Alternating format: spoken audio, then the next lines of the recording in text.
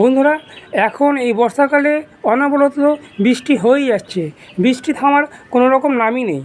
কিন্তু আমরা প্রত্যেক মাসে যে জৈব খাবারটা গাছের টবেতে দিই, তার সাথে সপ্তাহে সপ্তাহে কিংবা 15 দিন অন্তর অন্তর আমরা একটা করে লিকুইড ফার্টিলাইজার আমাদের টবের মাটিতে দিই, যাতে আমাদের টবের মাটিতে দিলে যাতে গাছটা ভালো বৃদ্ধি হয় এবং গাছেতে অসংখ্য পরিমাণে ফুল আসে। কিন্তু বর্ষাকালে এত বৃষ্টি হয় যে এর জন্য আমরা কোনো রকম পচনশীল খাবার, যেমন তোমার সর্ষের খোল পচা জল বা সবজি পচা জল, এইগুলো আমরা টবের মাটিতে দিতে পারি না। কারণ যেহেতু এগুলো পচনশীল, এই জন্য ফাঙ্গাস লাগার সম্ভাবনা অনেকটা বেড়ে যায়।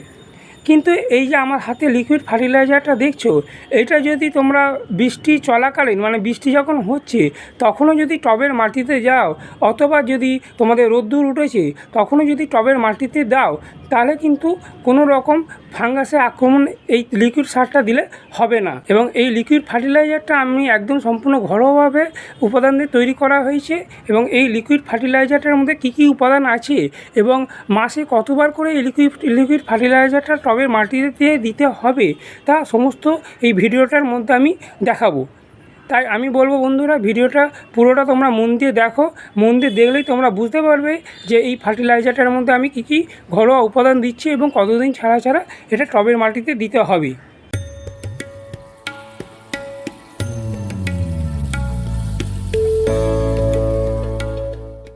নমস্কার বন্ধুরা, সঞ্জয় হর্টিকালচার চ্যানেলে তোমাদের সবাইকে স্বাগত।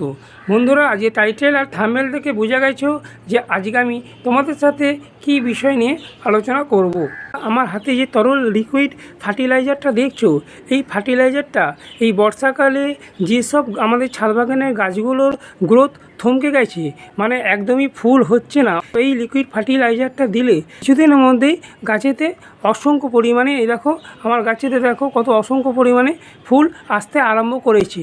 এবং এই লিকুইড ফার্টিলাইজারটা যদি আমরা আমাদের ছাদ বাগানেতে দিলে কী হবে, এই দিলে গাছেতে যেরকম গ্রোথ আসবে দেখার মতন, এবং গাছেতে ফুল আসবে অসংখ্য পরিমাণে। আর তার সাথে এই লিকুইড ফার্টিলাইজারটা দিলে গাছের এই বর্ষাকালেতে গাছে যেসব পোকামাকড়ের আক্রমণ হয়, যেমন কেঁচো, কেন্ন, পিঁপড়ে, এই লিকুইড ফার্টিলাইজারটা টবের মাটিতে দিলে কোনো রকম পোকামাকড় আসবে না।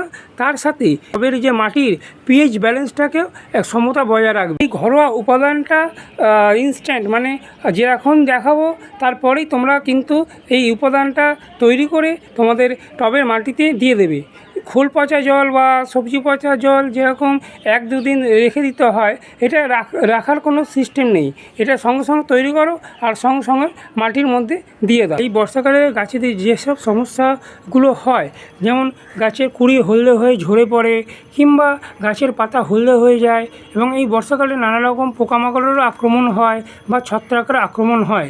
তাই এই জৈব তরল সারটা আমরা যদি গাছের টবেতে দিয়ে দিই এইভাবে, তাহলে কিন্তু কোনো রকম যে সমস্যাগুলো হচ্ছে সেই সমস্যাগুলো আর আমাদের গাছেতে আর দেখা যাবে না। গাছের যেরকম গ্রোথ খুব সুন্দর হবে এবং ফুলগুলো হবে অনেকটা বড় এবং দেখার মতন। তরল অমৃত জৈব সারটা তৈরি করার জন্য এখানে নিয়েছি আমি 1 লিটার মতো প্লেন জল। 1 লিটার প্লেন জলের সাথে নেবো আমি, এটা কি, এটা হচ্ছে একটা পাতিলেবু। হ্যাঁ, ঠিকই শুনেছো, এটা হচ্ছে একটা পাতিলেবু। তোমরা পাতিলেবুর জায়গায় গন্ধরাজ লেবু বা কাগজি লেবু নিতে পারো। তুমি জানতে হবে যে এই লেবুটা গাছের কি কাজ করবে, মানে গাছেতে দিলে কি উপকার হবে। এই লেবুটার যে রস, এই রসের মধ্যে আছে সাইট্রিক অ্যাসিড, যা গাছের অম্লত্ব বাড়াতে, মানে অ্যাসিড, গাছের মাটিটাকে অ্যাসিডিক করতে ভীষণভাবে সাহায্য করবে। এই লেবুর রসটা যদি টবের মাটিতে দিই, তাহলে মাটির পিএইচ ব্যালেন্সের ভারসাম্যতাটাকে বজায় রাখবে। এবং পিএইচ ব্যালেন্সটা যদি ঠিক হয়ে যায় একবার, তাহলে কিন্তু গাছেতে অসংখ্য পরিমাণে ফুল আসবে। লেবুটাকে এইভাবে আমি কেটে নিলাম। কেটে নেওয়ার পর এর মধ্যে যে লেবুর যে রসটা, সেটা পুরোটা আমি জলের মধ্যে দিয়ে দেবো।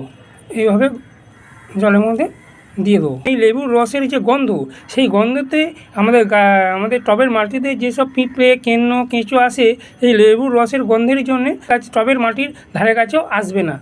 এছাড়া এই তরল অমৃত জৈব সারটা যদি আমরা টবের মাটিতে দিই, টবের মাটিতে দিলে এই বর্ষাকালে যেসব ছত্রাকের আক্রমণ হয় সেইগুলোও হবে না। মানে বলতে গেলে এক কথায় এই তরল অমৃত জৈব সারটা হচ্ছে অল ইন অল, মানে সব রকম কাজ করবে।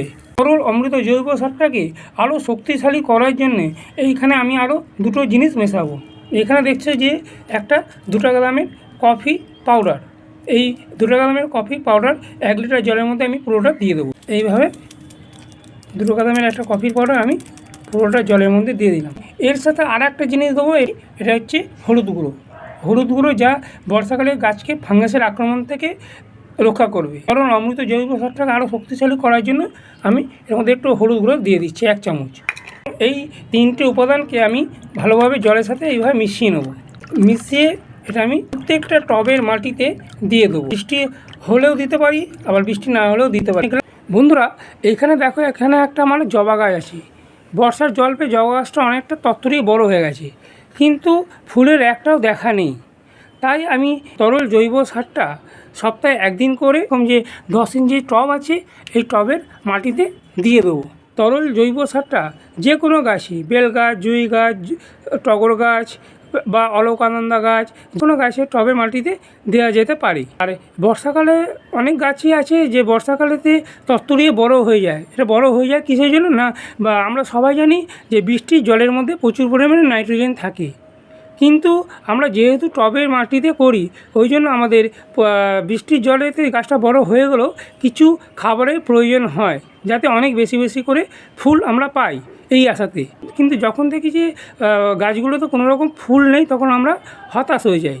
তরল জৈব সারটা যদি আমরা টবের মাটিতে দিই প্রত্যেক সপ্তাহে 1 বার করে, তাহলে কিন্তু খুব সহজেই গাছে ফুল চলে আসবে। আমার ছাদে যে গাছগুলো আছে একদম খোলা মুক্ত আকাশের নিচে রয়েছে, কোনো রকম শেডের নিচে নেই। তাই আমি সপ্তাহে 1 দিন করে এই তরল জৈব সারটা দেবো। কারণ এখন খুবই বৃষ্টি হচ্ছে, বৃষ্টির জলে কিছুটা তরল জৈব সার টবের নিচে বেরিয়ে যাবে। এই তরল জৈব সারটা 10 ইঞ্চি টবেতে এরকম যে প্লাস্টিকের যে কাপ আছে ওই প্লাস্টিকের 2 কাপ মতন 10 ইঞ্চি টবের মাটিতে দিয়ে দিতে হবে।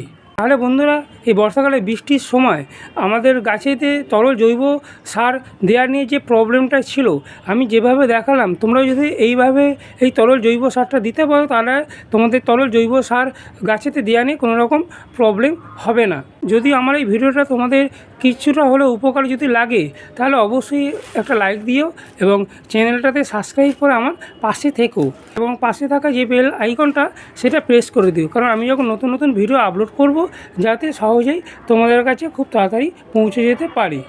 আর হ্যাঁ, একটা কথা, তো আমার ভিডিওটা তোমাদের কেমন লাগছে তোমরা অবশ্যই কমেন্ট করে জানিও। সবাই তোমরা খুব ভালো থেকো, সুস্থ থেকো, নমস্কার।